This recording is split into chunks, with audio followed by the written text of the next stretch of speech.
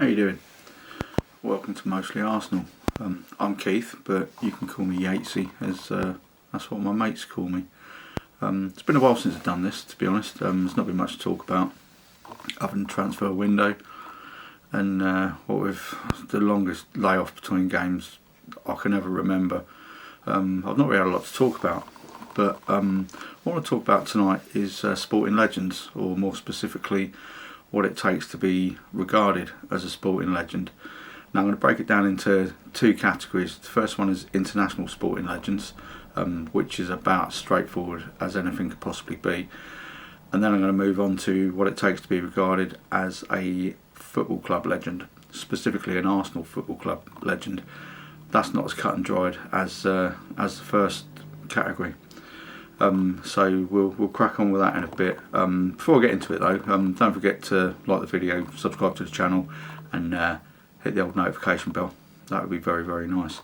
But yeah, we'll get into it. Firstly, a little bit of a backstory for context. About a week ago, Lee Dixon put a tweet out about Auba going to Barcelona, and he just said he didn't care. And I thought, do you know what? I actually feel the same. Auba was great when he was firing for us, but for at least 18 months, his performances were lacklustre. But the worst thing was his application was below par, and it struck me that he didn't seem that bothered, to be honest. So I entirely understand what Lee Dixon was saying there, and I agreed with him 100%. I wasn't happy that he'd gone. I wasn't sad that he'd gone. I was just indifferent, really. And then off the back of Dicko's tweet, he got a fair amount of stick. There was even one of them said, you're not fit to lace Aubameyang's boots. And I was like, wait, what? Lee Dixon was at Arsenal Football Club for 14 years, with 4 league titles, 3 FA Cups. He was an England international. He won the league title in 3 different decades, and he played under managers such as George Graham and Arsene Wenger. He was part of the best back 4 that I've ever seen yet. I discount David Seaman from this because I class it as the back 4, the outfield defenders. Best I've ever seen. And for somebody to say that Auba was a legend but he wasn't, I thought, no, I'm not having this. So I jumped in and I put a tweet out, and I just posted a picture of Dicko holding the Premier League title, or the trophy, 2002. And normally when I put a tweet out, I'll get double figures or something. I'm not a huge account, but this kind of went a bit mental, and it caused arguments. Some people agreed with my opinion, some didn't, and then it got me thinking. It's like, how do you quantify what a sporting legend is? And I googled legend, and the traditional definitions are mythological story, an icon on a map, and when you look at sporting legend, there really is no definitive answer. So what I'm going to look at first is international sporting legends, and the first one I think about is Brian Lara. Now, he played 131 test matches. He had a test average of 52.9 runs per innings, which means every time that Brian Charles Lara was on the crease, you could pretty much guarantee he was going to get you a half century as an international cricketer. He holds the record for the best international innings, 400 not out against England, and just to top that off, he holds the best first class individual innings with 501 not out for Warwickshire against Durham, and that's over 131 test games. We're talking decades. That for me, obviously legend status. Tanni Gray-Thompson, 11 gold medals at 5 separate Olympics. That's not even mentioning the World Championships or the silvers and bronzes that she's won at various, Paralympics. That's over 20 years that she's been at the peak of her game. Sir Bobby Moore, a career that spanned 25 years, 108 England caps, lifted the World Cup as England captain at the age of 25, and a certain bloke called Pele said he was the best defender he'd ever played against. Now this is the same Pele that won the World Cup 3 times, the first time at the age of 17, and when Brazil played England in 1970, Brazil were probably the best international side that there's ever been. Pele was 29, he was in his prime, and he said at that point that Sir Bobby Moore was the best defender he'd ever played against. Martina Navratilova, another one, 22-year career, 18 Grand Slams. She had a finishing record of played 747, lost 147. I've not worked out the percentage on that, but that's ridiculous stats. These people are without doubt international sporting legends, and I've not even mentioned Muhammad Ali, Usain Bolt, Ayrton Senna, Michael Jordan, Sir Stephen Redgrave. You know, there's so many of them, and it's really quite straightforward and easy to define these people as sporting legends. Now, when we move to club level legends, specifically footballing legends, and even more specifically Arsenal Football Club legends, it gets a little bit sketchy. The answer is, how do you define an Arsenal footballing legend? No one fucking knows. There is no right or wrong. People will see things differently. Now, I'm not going to go in on new Arsenal fans or young Arsenal fans. For example, if someone's only supported Arsenal for 2 years, their only example of a legend probably would be Pierre-Emerick Aubameyang. You know, he was at one point, he was the focal point of everything we did. He was the superstar. Some people have said he single-handedly won us an FA Cup. I think that's highly disrespectful to the other players that took part.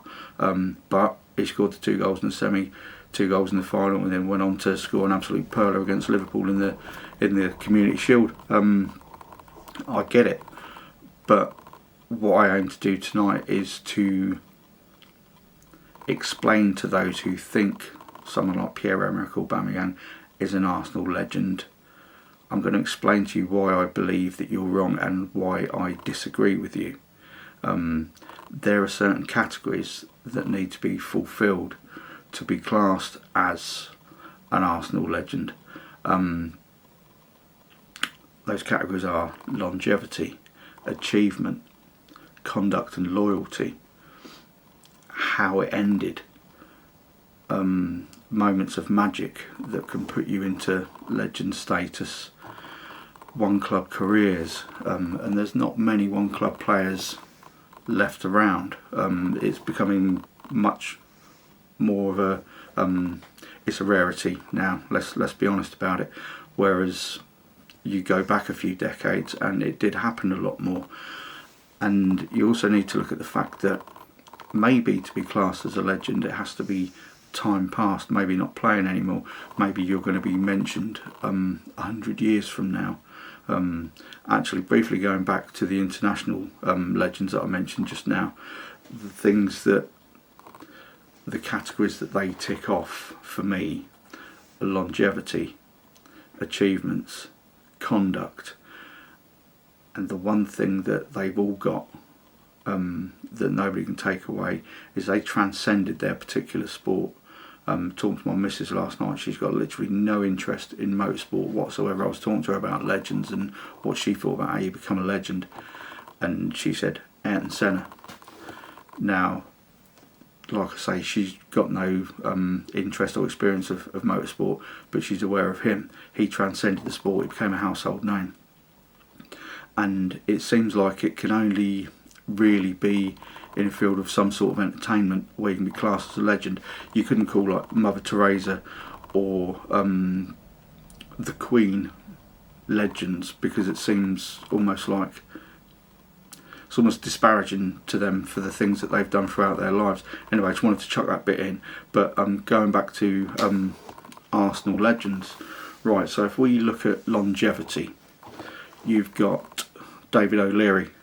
He played 722 times for the Arsenal.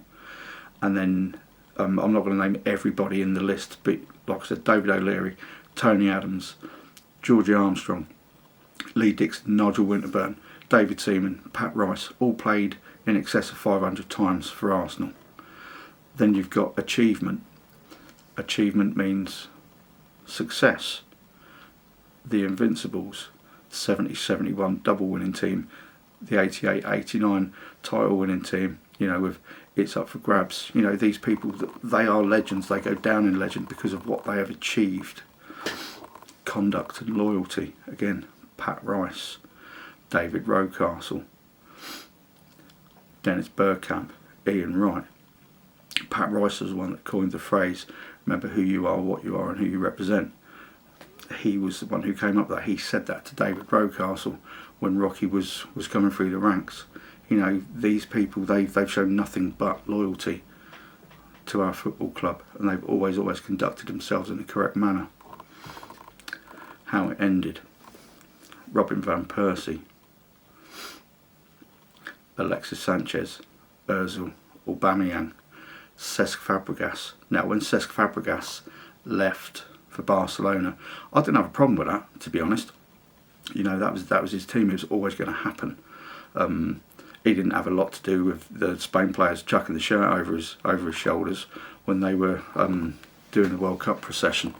It just happened. But the thing with all of these players, it left a sour taste in my mouth. He's the only one that didn't leave a sour taste with how he left. But then, when he came back to the Premier League, he went Chelsea, and that for me was, sorry mate, love you, but I can't class you as a legend because of that. Moments of magic. Alan Sunderland will always be a legend. For me personally, he's the reason I supported Arsenal. The image of him wheeling away after sliding in at the back stick in the dying seconds of an FA Cup final, and the absolute joy that gave me, even though I was only 6 years old. He, for me, is a legend because of that one moment of magic. Liam Brady, we all know the goal I'm talking about, the one against Spurs. It's Up for Grabs.